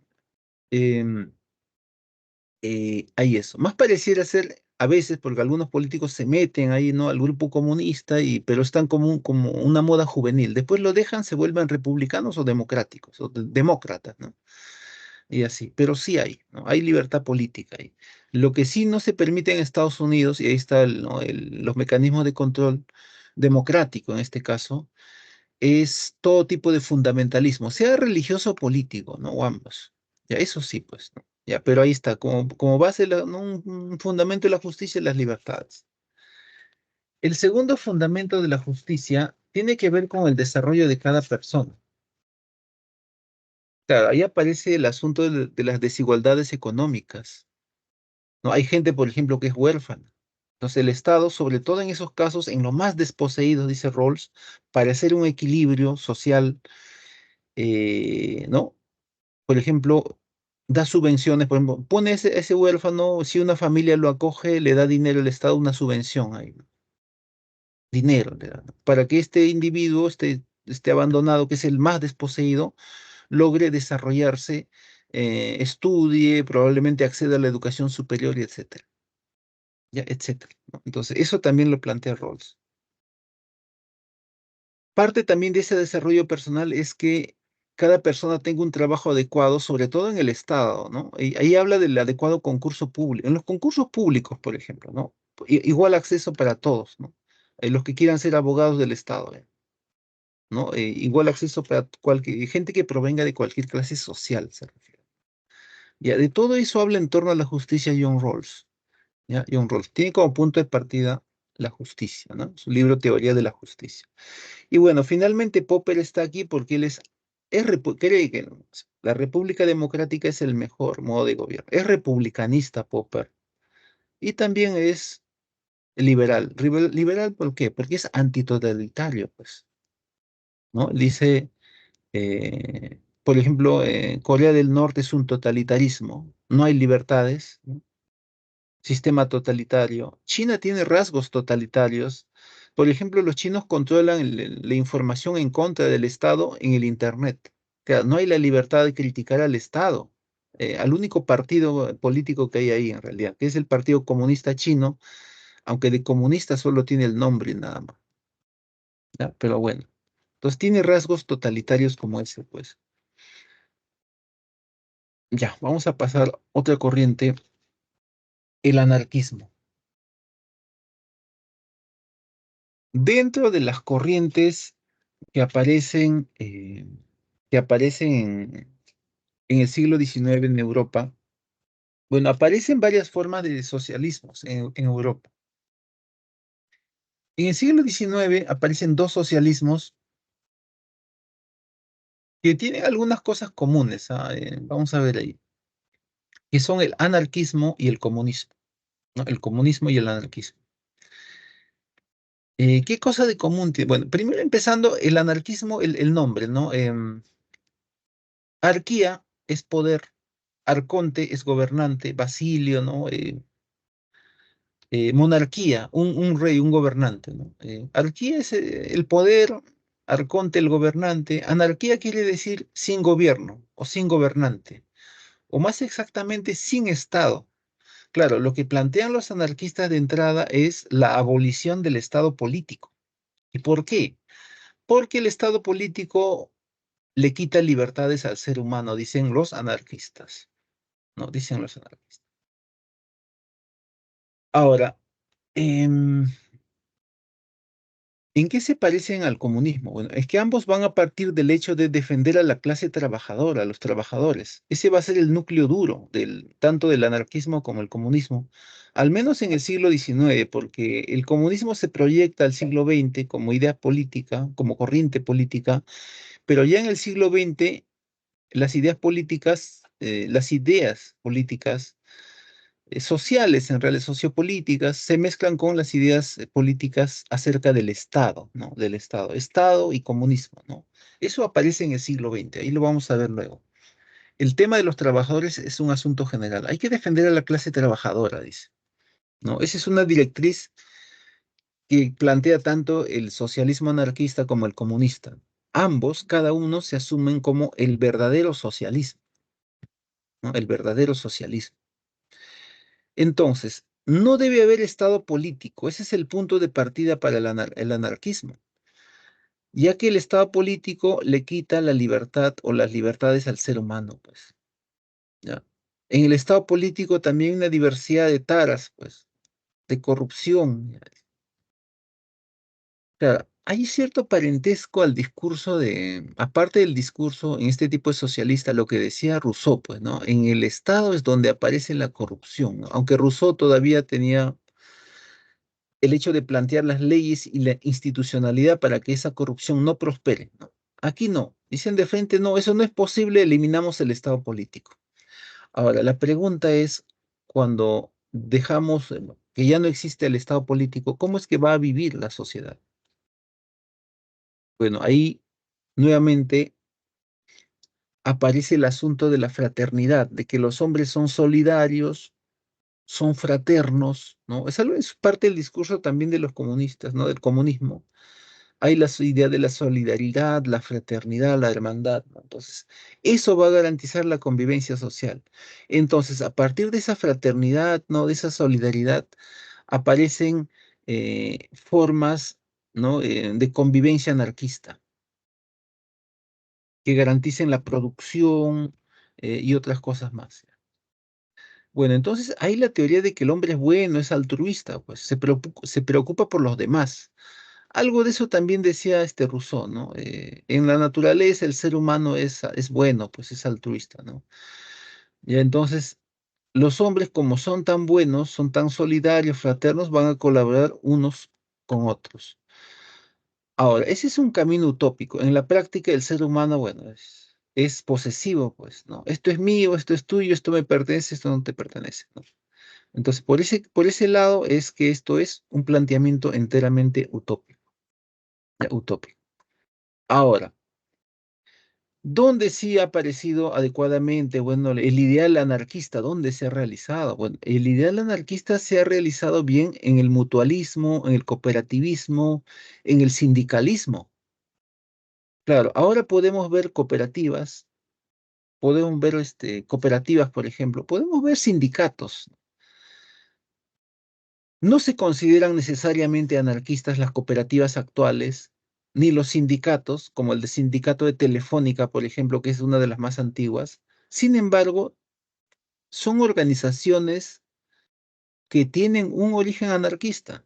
¿no? Ahora podemos ver una cooperativa, pues, ¿no? Producen caña de azúcar, todos se benefician, ¿no? Y muchas veces mucha gente no sabe que eso tiene un origen anarquista, pues, ¿no? Lo mismo que los sindicatos, ¿no? En origen eran anarquistas.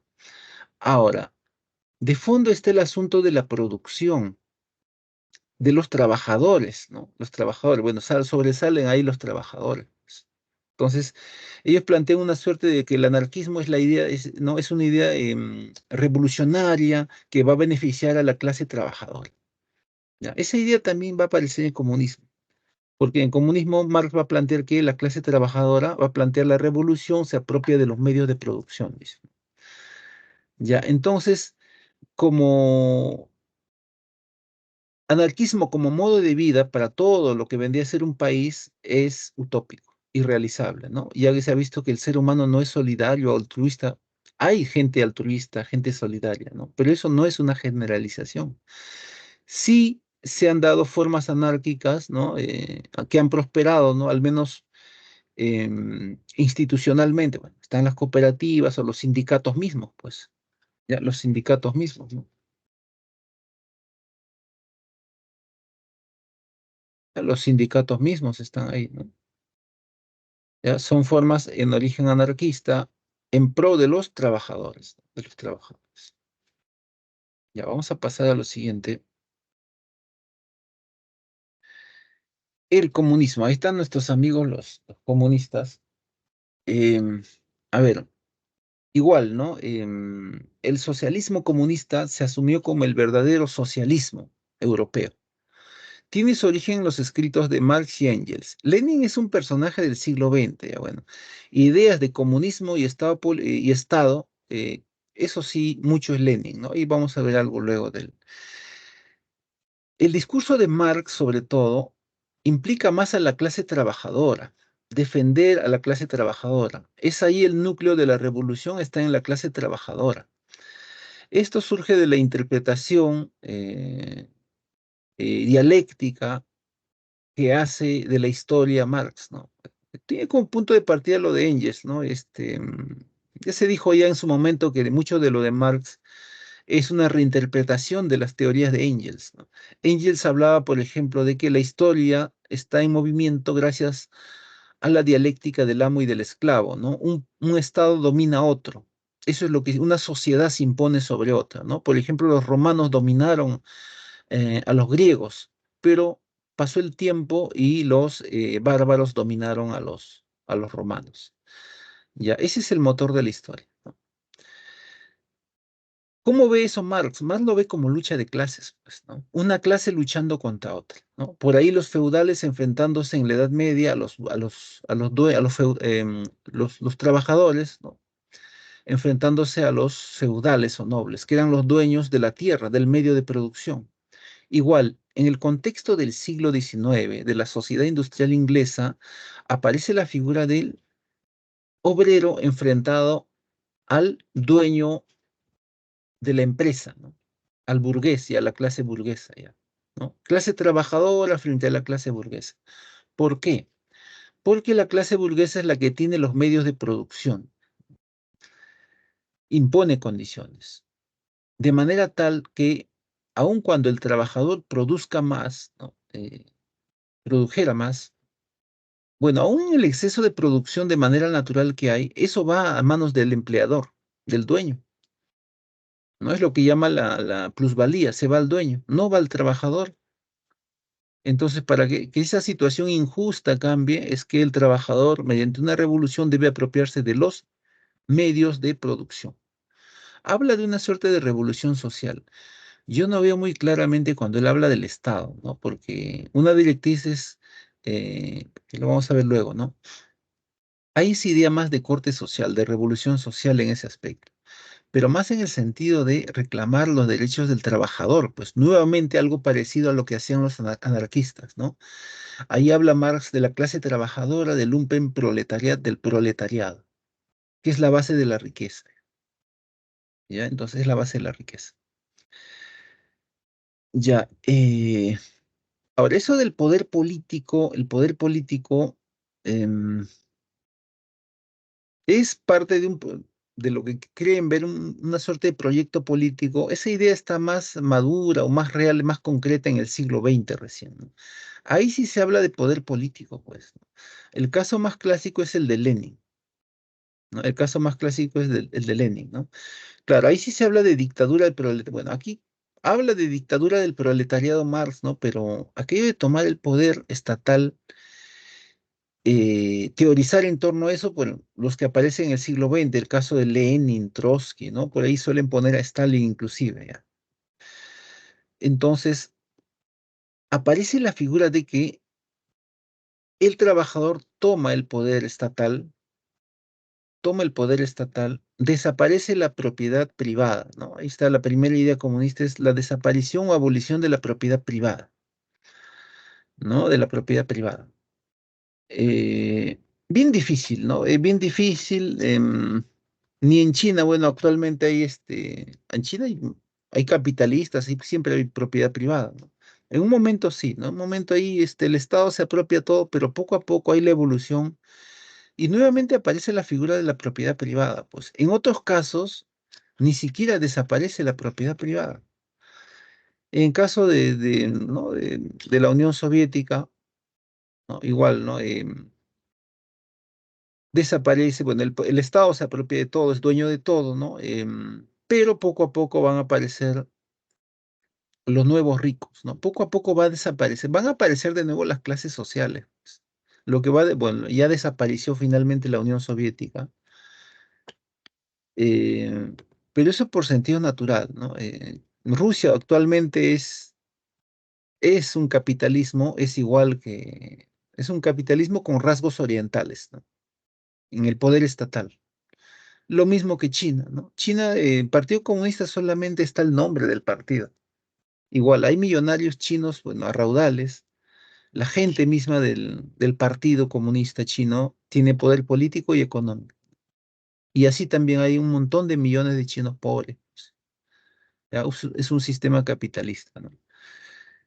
Hay empresas privadas, ¿no? Para decir capitalismo es que hay empresas privadas, pues.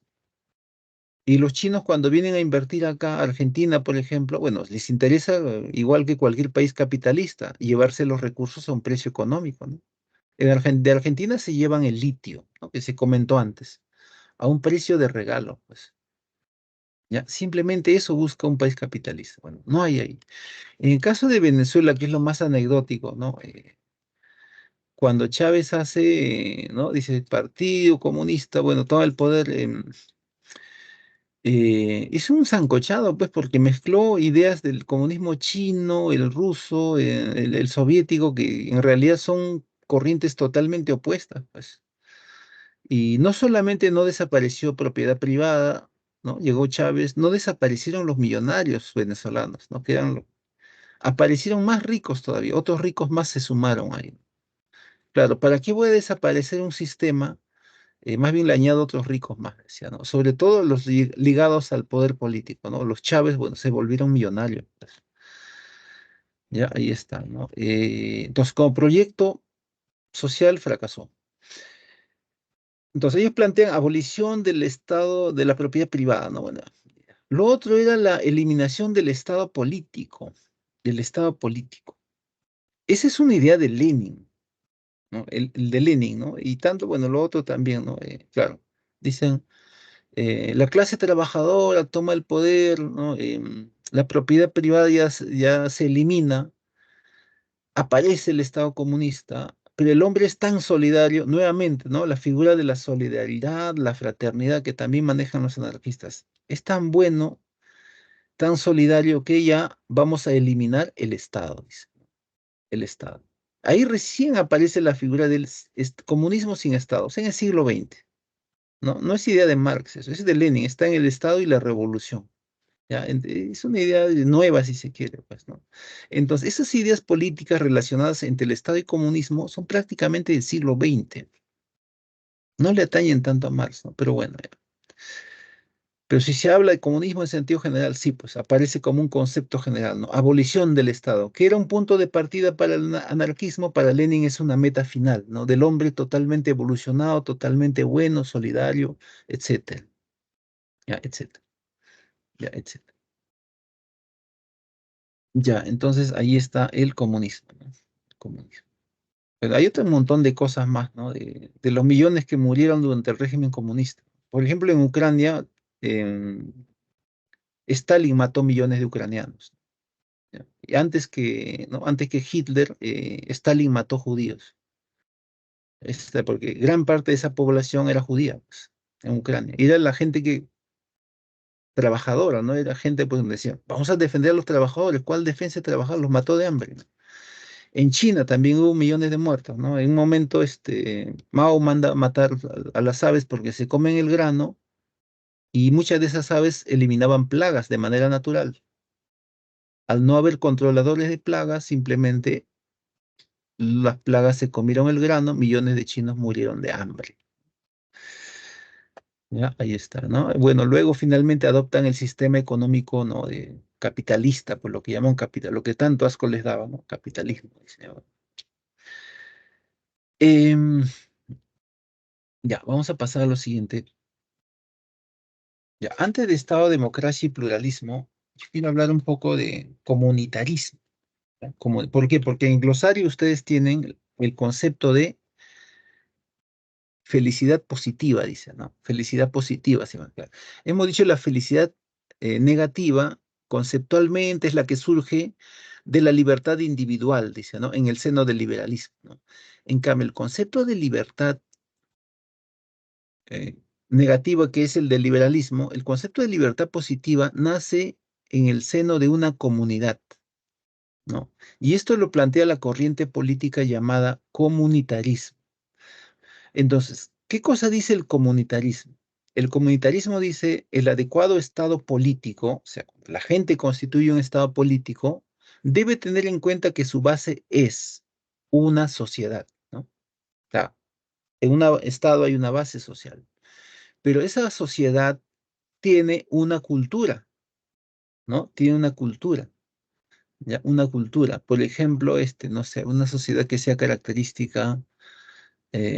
Ya por poner los mexicanos, ya, los mexicanos, ¿no? Entonces, el Estado mexicano, ahí está la cultura mexicana, la sociedad que tiene una cultura mexicana, ya. Entonces, en una cultura, ¿qué cosa hay? Lo que tiene la sociedad, tienen una lengua común, creencias religiosas comunes, una idea común de lo que es el destino, la felicidad, ¿no? El desarrollo personal, etcétera, ¿no? Etcétera, ya, etcétera.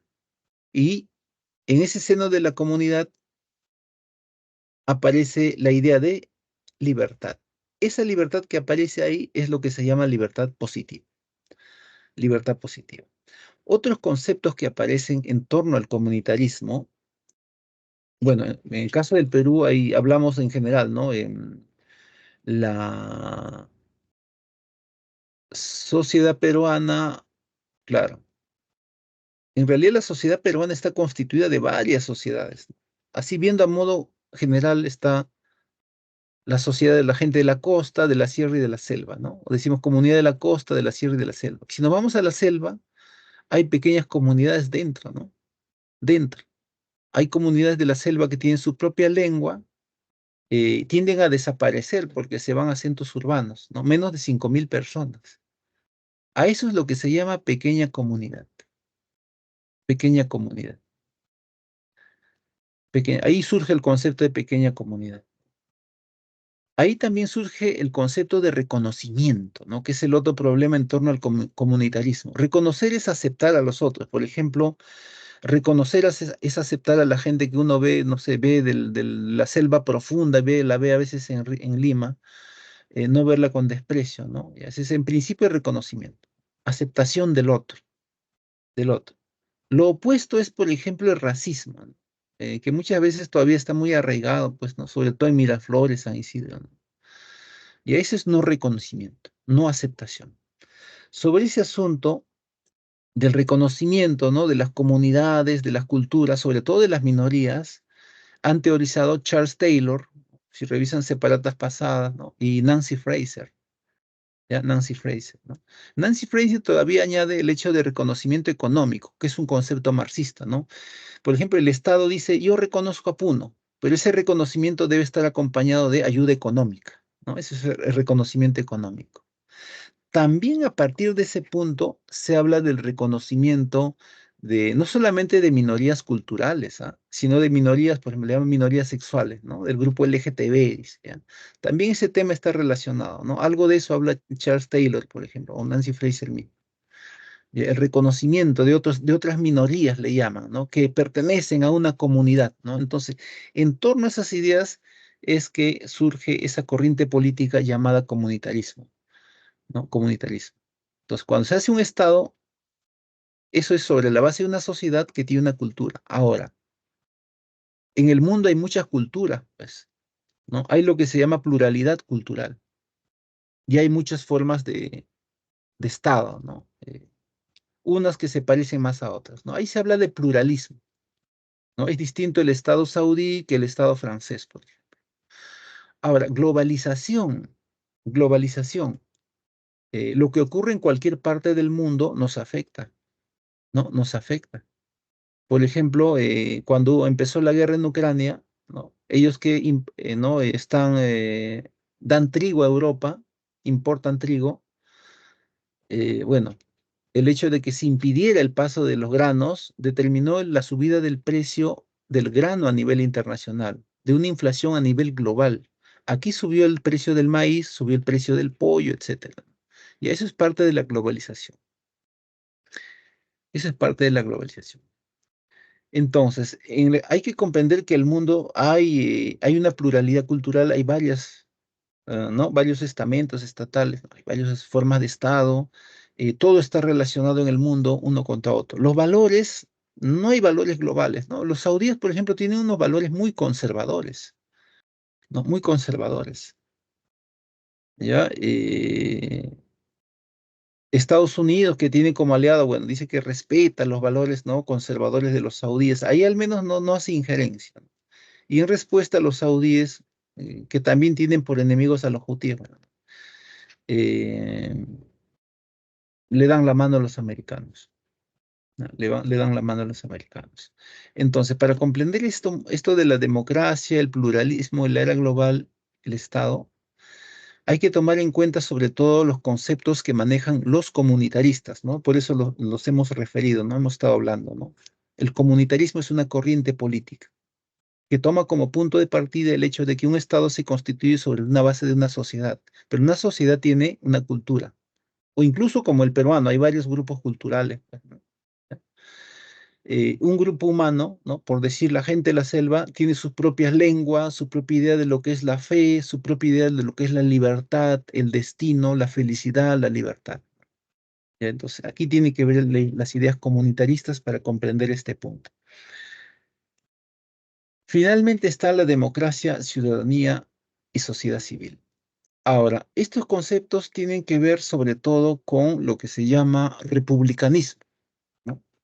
Que aunque no aparece directamente como corriente en el material, sí están sus representantes y por eso los hemos comentado, pues, ¿no? Empezando por Maquiavelo, teniendo como antecedentes a Platón, Aristóteles, bueno, continuando con Rousseau y el mismo John Rawls, ¿no? El mismo John Rawls. El mismo Popper se consideraba republicanista y liberal, y liberal. Ahora, aquí el asunto de fondo es, claro, el tema central, aparte de que se ha dicho, ¿no? Las leyes, las instituciones. ¿Cuál es el punto central? El ciudadano, el ciudadano. El concepto de ciudadano ha evolucionado desde el concepto romano, pero el ciudadano, ¿qué cosa debe ser para el republicanista? Alguien que participe activamente en la vida política, tanto a nivel nacional como internacional. Claro, hay organizaciones civiles a nivel internacional, ¿no? Aquí nosotros no vemos nada, pues, ¿no? Entonces, aquí para la presidencia no pasa nada de felicidad, uno lo ve en bonanza ahí, ¿no? En las cámaras, ¿no? Pero ¿cómo nos ven las organizaciones civiles allá afuera? ¿Cómo nos ven? Que no hay democracia, pues, ¿no? Ellos reconocen que la protesta es un derecho natural y no es el hecho de que estén baleando a las personas. Pues afuera las organizaciones nos ven como una sociedad antidemocrática. Pero cabe hablar de una participación activa del ciudadano, un ciudadano activo, como dicen los republicanistas, en un mundo en el que, bueno, la gente se preocupa más por cómo se ve o qué cosa me puedo comprar, ¿no? El hedonismo y el consumismo. O sea, es un ser totalmente despolitizado, dice, ¿no? No se preocupa por lo que pasa aquí o afuera, sino por sí mismo. Entonces, en ese sentido, tiene sentido hablar de participación ciudadana, dice, porque los republicanistas eso es lo que invocan, la participación activa de los ciudadanos. Yo había visto una foto ahí del 11 de septiembre, ¿no? Está a 2 kilómetros está la foto, en medio está un mar, el agua, no sé, presumo que es el mar, y adelante en primer plano están unos jóvenes conversando, ¿no? Sobre otras cosas, otros están mirando su celular ahí. Ya, sonriendo, ¿no? O sea, como el asunto de ahí no me interesa lo que está a un par de kilómetros, ¿no? Ya. A eso, eso es lo que se critica, lo que critican los republicanistas, ¿no? No les interesa lo que pasa ahí cerca, menos les va a interesar lo que pasa en otro país, ¿ya? Entonces, ahí es donde los republicanistas critican, ¿no? Aquello de la participación ciudadana, eh, bueno, es débil en muchas sociedades, es anacrónica, dice, ¿no? Ya, voy a poner las claves. Bueno, estas son las claves. Bueno, conmigo hemos llegado hasta aquí. Nada más desearles suerte, ¿no? En su proyecto inmediato, que es la universidad, y nos veamos allá, pues. Ya, entonces nos vemos. Estas son las claves. De repente hay alguna pregunta para ir terminando.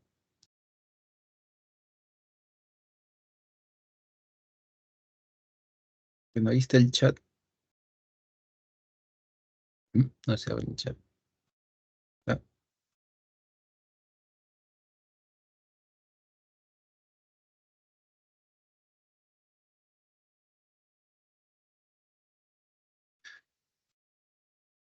ya, cuídense igualmente gracias al comunitarismo. Ya, hay unas palabras del comunitarismo. El comunitarismo es una corriente política como lo es el republicanismo, el liberalismo, etcétera. ¿Qué cosa dicen ellos? A ver, 3 líneas. Cuando se hace el Estado político, tiene como base que una sociedad, nosotros. Pero nuestra sociedad tiene cultura, ¿no? Cultura. Bueno, en el caso del Perú hay varios grupos culturales, ¿no? Los más grandes son los de la costa, sierra y selva, ¿no? Decimos los de la sierra, los de la selva, ¿ya? Entonces, ahí surge el concepto de comunidad. Una comunidad es una sociedad que tiene rasgos culturales o tiene cultura, ¿no? Por decir, nos vamos a la comunidad de la selva, ¿no? Ya que es parte de la macrocomunidad peruana. Es una sociedad, tiene su cultura. Entonces, tienen su propia, en realidad en la selva hay más de una lengua, hay lenguas, ¿no? Dicen, tienen sus lenguas, tienen su propio modo de ver el mundo, su propio modo de ver la fe, la religión, la libertad misma, ¿no? La libertad positiva que le llaman, ¿no? Su propio modo de ver el destino, etcétera, ¿no? Ahí se habla de comunidad, ¿no? Y a partir de eso aparecen otros conceptos como el de reconocimiento, ¿no? De la comunidad o reconocimiento de la gente, el reconocimiento de las minorías culturales, de la diversidad cultural que hay en los países, ¿no? Pluralismo, etcétera, ¿no? Etcétera, ya, etcétera. Ya, entonces, nuevamente desearles suerte. Ya, nos vemos entonces, ya. Voy a ir cerrando esto. Eh, a ver.